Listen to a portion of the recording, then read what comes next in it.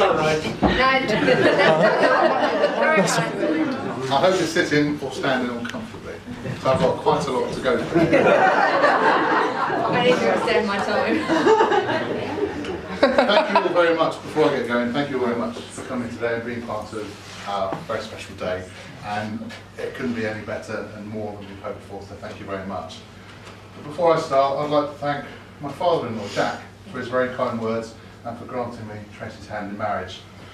It seems like this moment's been a long time coming, and when Tracey and I got engaged back in July 2012, today seemed like an awful long way off. But here we are, man and wife, and with all our nearest and dearest with us on our wedding day. And most importantly of all, Tracey now has what she's wanted for so long. The same surname as her basset hound.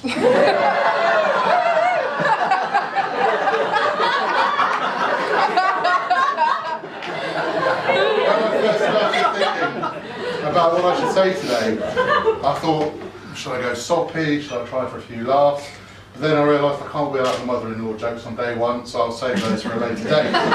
There was, however, one overriding question which I kept coming back to, and it's kind of the reason why we are all here today. And that question is, what is love? What is it that makes us want to spend the rest of our lives with our one special person?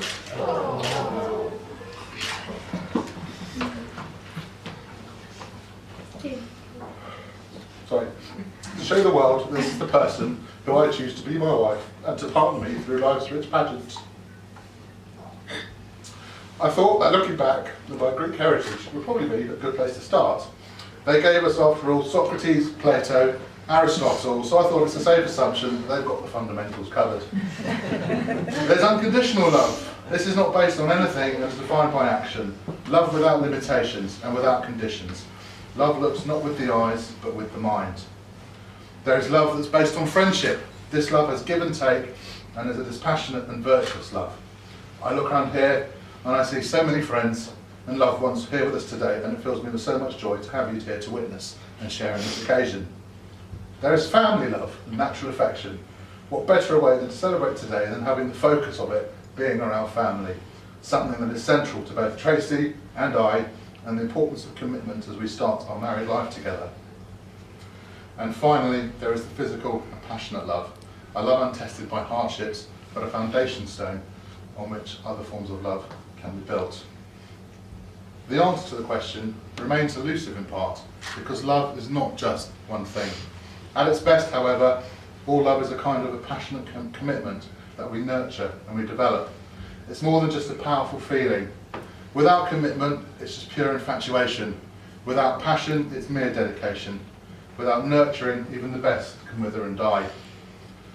It goes further than this though. Love is like a great piece of music. It's like a symphony, a concerto, or hearing your favourite band play live. You don't hear it with your ear, it resonates in your chest and your soul. It's like hearing a tune you've always known. Love is also fun. It's about having fun. Pure, simple and unadulterated fun. No matter where you are, who you are with, it should always be about fun.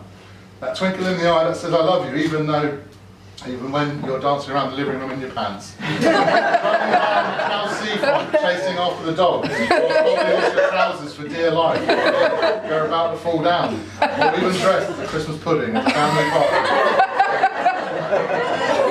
The truest and most humble definition I could think of was that it's only when you see people looking ridiculous that you realise just how much you love them.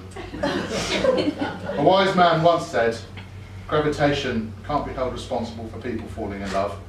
How on earth can you explain in terms of chemistry and physics so important a biological phenomenon as love? Put your hand on a stove for a minute and it seems like an hour, but sit with that special girl for an hour and it seems like a minute. That's relativity. Love is life's greatest blessing. But enough of my deliberations and cogitations on such philosophical matters. I am before you now for one thing and one thing only, to try and not make a complete burk of myself. Mission accomplished, not accomplished. But I digress. I will like to crack on, and here it goes. I first met Tracey 6 years ago. Hot chocolate said it started with a kiss, but in our case, it started with a wink. And before you all judge me, Tracey was the winker.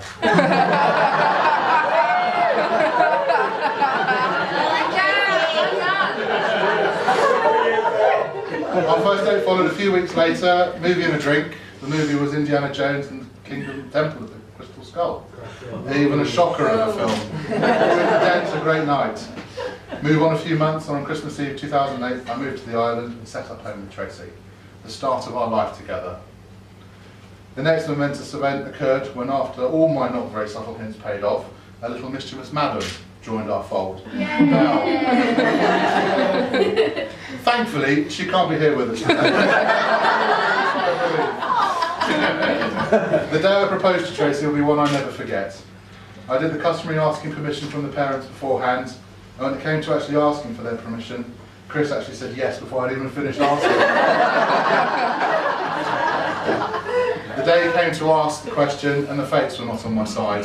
It was tipping it down, the kind of weather that when you open the front door to go for the walk, even the dog refuses to go out. It would seem even the heavens were going to make this difficult for me. No romantic summer picnic in warm island sunshine here. All my efforts and planning had now deteriorated into a very soggy affair, and a steamed up car and a very grumpy hound in the boot. But all was not lost. Tracey said yes, and it couldn't have been any better. That was almost 2 years ago, and here we all are now. They say all good things to come to those who wait, but enough of my rose-tinted recollections. I have a formality to upkeep, and I shall like to carry on with that tradition now. So distinguished guests, family, friends, freeloaders, and those who sat behind the pillars, I am excited, honoured and blessed to be here before you all on my wedding day, on our wedding day. Whilst public speaking is something I'm accustomed to, it's not something I necessarily enjoy. I can probably thank the School Debating Society for that. But it's lovely to see so many friends and family here to help us celebrate our big day. I know that some of you have travelled a long way to be with us here, and I'm grateful that you managed to attend and share with us today. It wouldn't be the same without you here, so thank you, and thank you for all of your generous cards and gifts also, which Tracey and I will get to hopefully later on this evening or over the weekend. This amazing day would not have been possible without a number of very special people, so I'd like to stick to tradition and offer the customary thank yous and toasts. So I'd be grateful if you all have your glasses ready so we can crack on. Unfortunately, it's not been possible to have everyone we love here with us today, but we know they're here in spirit, and they're not only in our thoughts but with us in our hearts. So with them in mind, would you please all raise your glasses and join me in a toast to absent friends and family.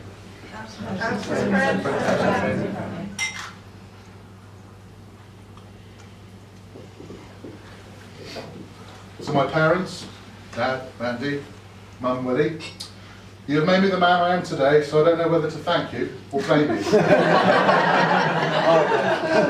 I love you all more than you know, and should probably tell you so more often than I do. The support you have shown me throughout my life is more than I could ever have asked for. The fact that some of my misdemeanours have been overlooked in the past has also been helpful. I can only know that I can make you proud as I start my married life with Tracey. So my new in-laws, Chris and Jack. I'd also like to wish you a very happy anniversary.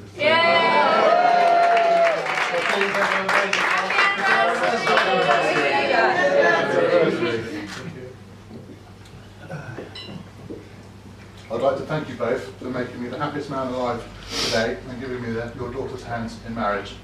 You've worked so hard and given so much and helped me make this day so perfect for us both.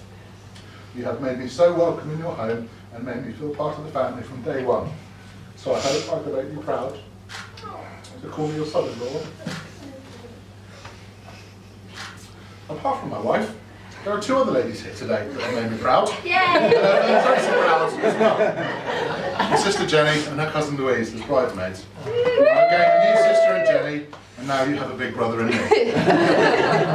I'd like to thank you for being such wonderful bridesmaids and for putting up with Tracey's no doubt non-stop Disney-related ideas. Thank you for all your hard work in arranging the entertainment for Tracey's hen weekend at Centre Parks. The fact that she had the best of times with her hens and you gave her the best of send-offs, it's something that she will treasure and remember for years to come. So from us to you both, thank you. So please join me in a toast to the bridesmaids.